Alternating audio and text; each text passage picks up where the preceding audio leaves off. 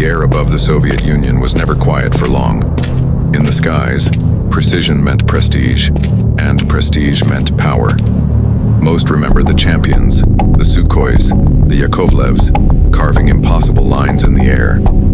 But hidden in the archives is a smaller story. One of an aircraft barely longer than a man, powered by a motorcycle engine, and a test pilot willing to push it into the clouds.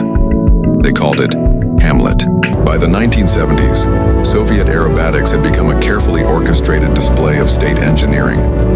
Teams like the Red 5 were cultural icons, their aircraft symbols of precision, discipline, and Soviet dominance in the sky.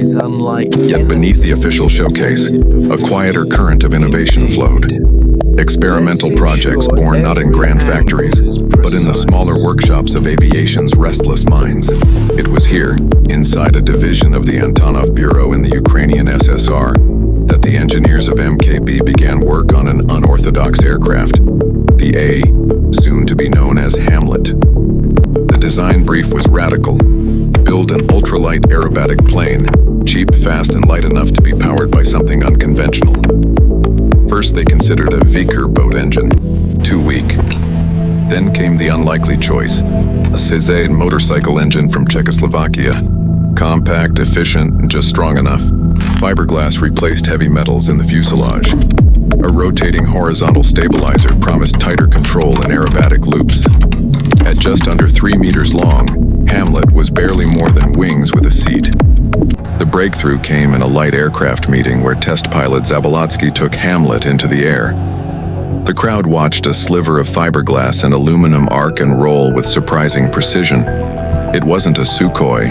It couldn't roar into vertical climbs, but it could dance. Yet the dream ended quietly. The aircraft never went into production. On paper, Hamlet was a curiosity, a footnote in Soviet aviation history.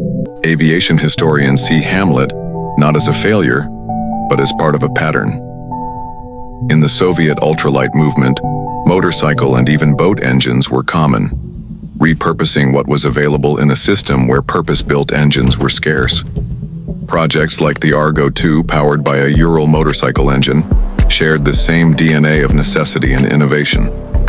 To these engineers, limitations were challenges, not walls.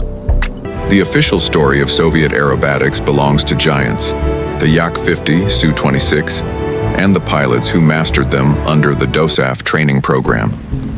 But parallel to these legends, projects like Hamlet quietly shifted the culture of Soviet aviation, reminding even the state-run industry that experimentation could happen in the margins.